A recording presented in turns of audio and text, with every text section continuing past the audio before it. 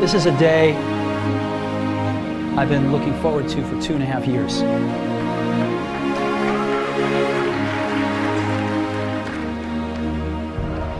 Every once in a while, a revolutionary product comes along that changes everything. And Apple has been, well, first of all, one's very fortunate if you get to work on just one of these in your career. Apple's been very fortunate. It's been able to introduce a few of these into the world. In 1984, we introduced the Macintosh. It didn't just change Apple, it changed the whole computer industry. In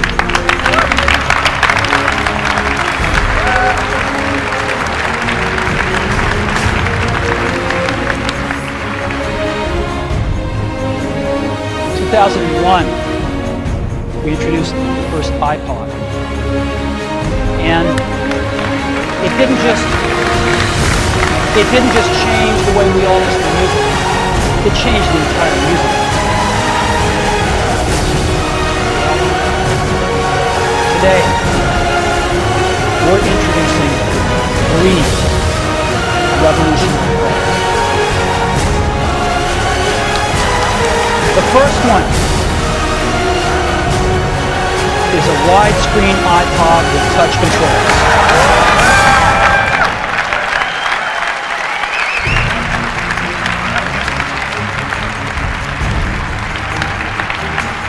The second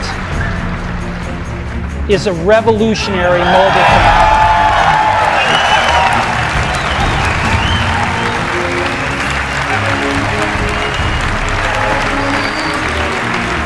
And the third is a breakthrough internet communications device. So, 3 things. A widescreen iPod with touch controls, a revolutionary mobile phone, and a breakthrough internet communications device.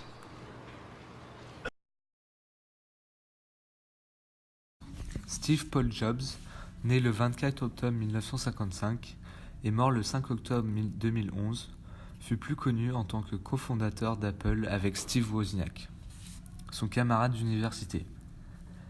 Avant de concevoir la compagnie que nous connaissons tous, Steve Jobs a passé la plupart de sa vie à Los Altos, une petite ville en Californie. Il a tout d'abord été dans l'école Homestead High School, dans le même temps où il rencontra son futur partenaire qui, lui, était à l'université de Californie à Berkeley. Steve Jobs a ensuite été étudiant au Reed College à Portland, dans l'Oregon. Après 6 mois à l'université, il abandonne ses études et passe les 18 prochains mois à faire des cours d'art créatif. En 1974, il trouve un travail en tant que designer de jeux vidéo dans la compagnie Atari, qu'il quitte plusieurs mois plus tard afin d'aller en Inde pour s'éclaircir spirituellement. En 1976, Steve Jobs, 21 ans, et Steve Wozniak fondent l'entreprise qui les rendra riches dans le garage de la famille Jobs. Ils sont crédités pour avoir révolutionné l'industrie informatique avec Apple en démocratisant la technologie et en rendant les machines plus petites, moins chères, intuitives et accessibles aux consommateurs de tous les jours.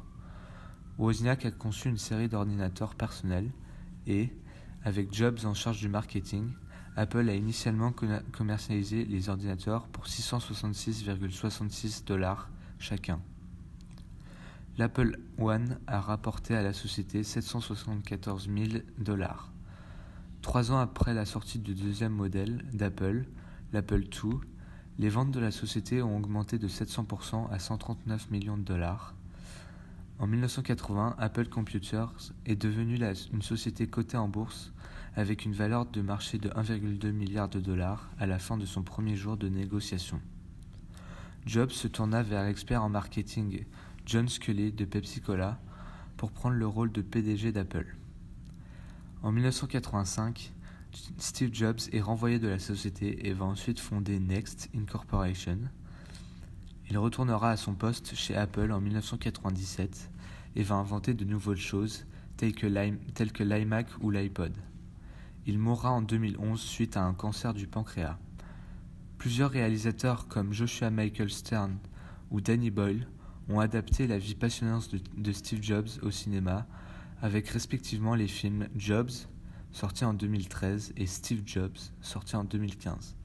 Nous allons voir dans ces deux œuvres comment les personnages sont représentés par rapport au caractère de Steve Jobs.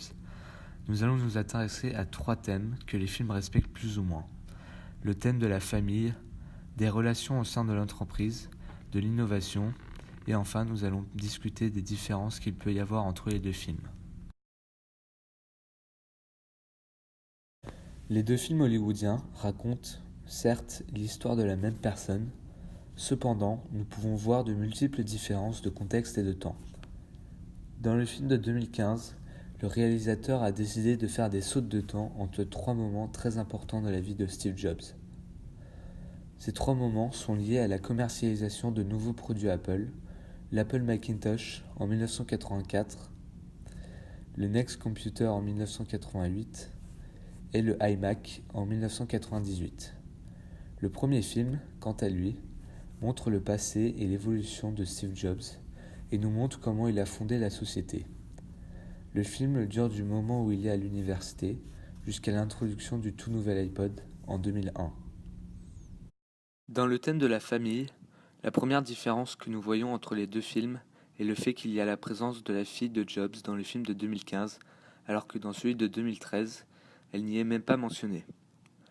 Le réalisateur de Steve Jobs considère que la vie familiale et privée de Steve Jobs a un effet sur ses créations et son mode de vie, tandis que celui de Jobs se centralise sur l'évolution de Steve Jobs en tant que créateur et visionnaire.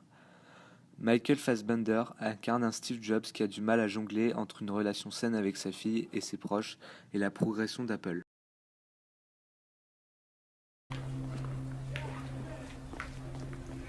I'm paying your tuition. Are you crazy? Of course I'm paying your tuition. I must have misunderstood you when you said you weren't paying my tuition. You and your mom selling the house was a hostile thing to do. She needed You the know it. money. She always needs the money. She needs a doctor. She has a sinus infection. She's had the same sinus infection since 1988. I'm gonna take care of my mother. I'm sorry if that angers you. It does anger me because you're a kid and it's not your job to take care of your mother. Is that how yours died? Un autre thème important abordé dans le film est celui des relations au sein de l'entreprise. Le film de 2013 plonge plus dans l'univers Apple en montrant les différentes relations que pouvait avoir Steve Jobs avec ses collègues. Ces interactions ont contribué au développement des produits Apple tels qu'on les connaît. Le réalisateur du film de 2015 s'intéresse moins aux interactions au moment de la création des produits. Il ne montre que des interactions qui traduisent d'un dilemme quant à la direction que doit prendre l'entreprise.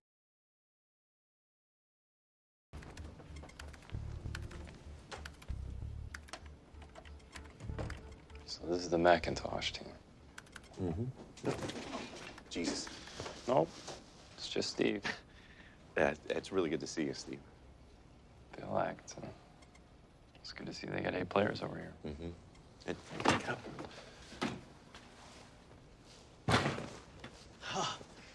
Hi, Steve Jobs. What's your name? Burl Smith. Burl Smith. Oh, sorry for the mess. We're just a bunch of degenerates, so. It's okay. I like degenerates. Yeah. Who's your project lead? Jeff Raskin. I don't know where he is. Jeff Raskin. Okay, I'll deal with that. I'll be taking over now. I can't put it more simply than this. We need to put our resources into updating the Apple II. By taking resources from the Mac. It's failing. That's a fact. It's overpriced. There's no evidence that it's... I'm the evidence! I'm the world's leading expert in the Mac, John. What's your resume? Finalement, en ce qui concerne le thème de l'innovation, les deux films le respectent bien. Cependant, Jobs montre le processus qui mène à l'innovation, tandis que Steve Jobs montre le résultat de cette innovation et la présentation du nouveau produit.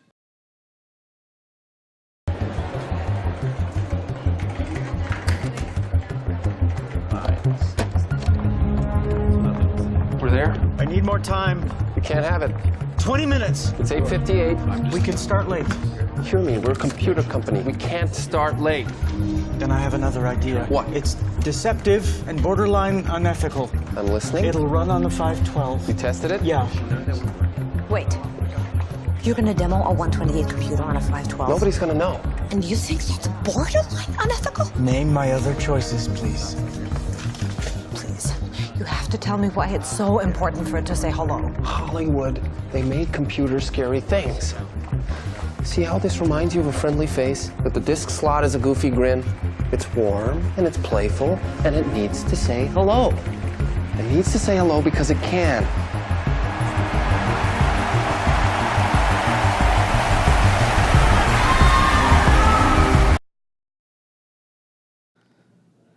Nous avons donc vu dans cette vidéo les différences de représentation qu'il y avait dans le film de 2013 et de 2015. Le film de 2013 présente une relation familiale quasi inexistante, tandis que Steve Jobs de 2015 fait face à un dilemme qui est l'occupation de sa fille. Le film de 2013 nous montre un Steve Jobs travailleur et visionnaire, tandis que celui de 2015 nous montre un Steve Jobs hésitant et prétentieux. All pride, all fear of embarrassment or failure. These things just fall away in the face of death, leaving only what is truly important. Remembering that you are going to die is the best way I know to avoid the trap of thinking you have something to lose. You are already naked. There is no reason not to follow your heart. No one wants to die. We gotta risk everything. Great artists, Dylan, Picasso, Newton, they risk failure. And if we want to be great, we gotta risk it too. Even people who want to go to heaven don't want to die to get there. And yet, death is the destination we all share. No one has ever escaped it. And that is as it should be, because death is very likely the single best invention of life.